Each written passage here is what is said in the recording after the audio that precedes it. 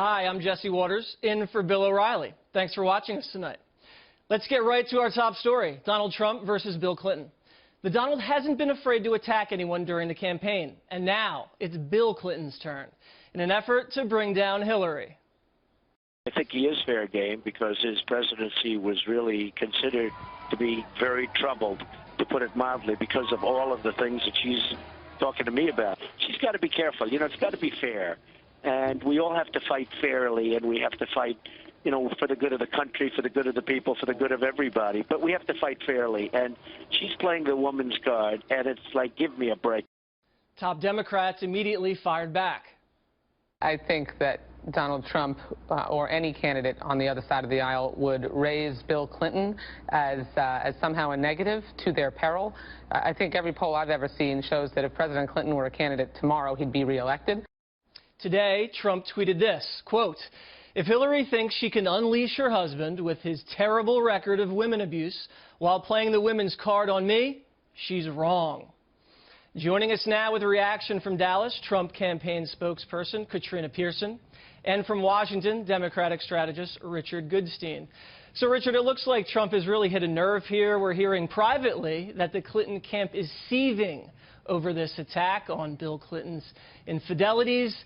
I mean, she's probably not very happy that you're even up here talking about this on The Factor. I bet she wants to watch this thing die slowly. But, in your opinion, is going after Bill Clinton's history with women fair game? I will say this, Jesse, and this is probably unusual. Your other guest, Katrina, and I have the exact same objective, which is to have Donald Trump be the Republican nominee and keep fighting this fight. Look, Bill Clinton in all the polls is the most revered politician in America, and Donald Trump is the most reviled. Okay, when the Republicans tried this, mounting a whole campaign targeted at Bill Clinton's behavior in 1998 in the congressional campaign, they suffered historic losses. Parties never lose seats. The incumbent party never wins seats in the sixth year of a presidency. They did when Bill Clinton was president, when the whole 98 campaign by the Republicans was against Bill Clinton. So if Donald Trump wants to fight that fight, incidentally, isn't there something about clean hands and throwing stones in glass houses? I don't know that we want to kind of get there tonight or ever. Well, I don't want to speak for the Trump campaign, I don't think there's anybody, Richard, but I think the attack was that, listen, Bill Clinton abused his political power to hook up with women. He used state troopers in Arkansas to arrange situations. He slept with an intern while he was the boss. And then he had his political machine, had his political machine go out and smear the women that Bill slept with, and Hillary took part in that. I think that was the point. Katrina, is that what Donald Trump was saying? Well, absolutely, Jesse. But here's the thing. Donald Trump didn't start this. Hillary Clinton called him sexist.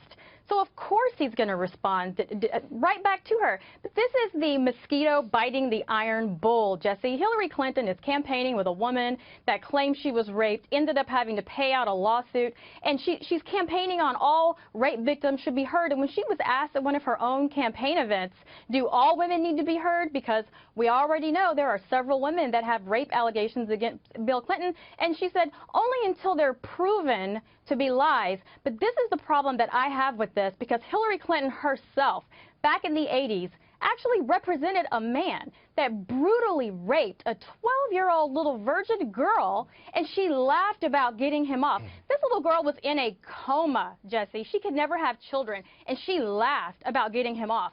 So is it really about women who lied, or is it proven, or is it just the kind of attorney you can get? Katrina, what would you say to the point that, listen, this could go sideways? On the one hand, this may neutralize Hillary Clinton's war on women card, but on the other hand, when you go after her for her husband fooling around in her, it makes Hillary the victim.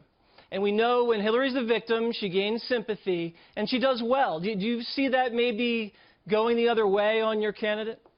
No, I don't see that at all, because technically it's not about Bill Clinton. It's about her own record in the war against women. I mean, she herself was part of that campaign that tried to silence these women. So this is about Hillary Clinton.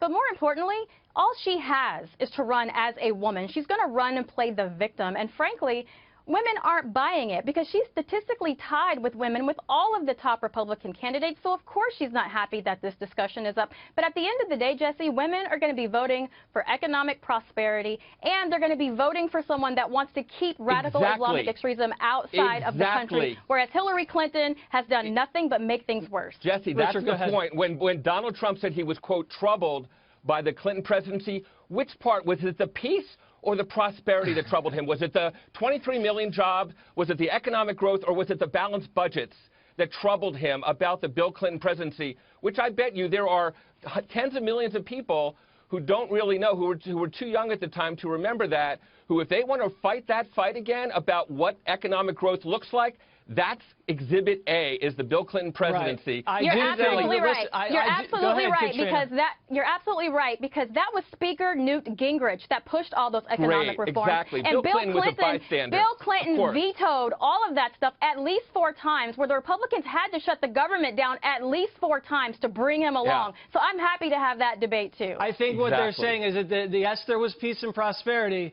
but there were a ton of scandals under the Clinton administration. And you know they gave away a chance of taking out Bin Laden, so they weren't great terror warriors either. Jesse, the whole point is that was litigated in the 1998 campaign. Not a single thing that you or Katrina just mentioned happened since 1998. Every voter knew that, and the Republicans got walloped when they ran on that exact formula. Okay, so if Donald Trump wants to do it again, bring it on. Voters didn't know that. Voters did not know that because the media has been suppressing everything when it comes to the Clintons, and it's not going to happen this time. Richard, really quickly, you said you said at the top that you really want to run against Trump. Now, let me ask you seriously. This guy's unpredictable. This guy's not afraid to go for the jugular. And right now he's got, what, 10, 8 billion, 4 billion, whatever he has in the bank. You're saying you want to defend Bill Clinton's infidelities come election time? You want to be talking about this? Because I don't think the Clinton campaign wants to talk about this at all. You know, every campaign is about the future. It's about what the candidate will do for Americans. It's not about the past. And what Donald Trump is preying on is fear. And if Hillary Clinton is talking about what she's going to do to bring the country, frankly, back to the economy that we had under her husband, that is a fight that she will have every day of the week against somebody who has deep pockets and very short arms in Donald Trump. Richard, you say the campaign's not about the past, but she's running on her husband's past record. Right. Thank you very much, Katrina and Richard.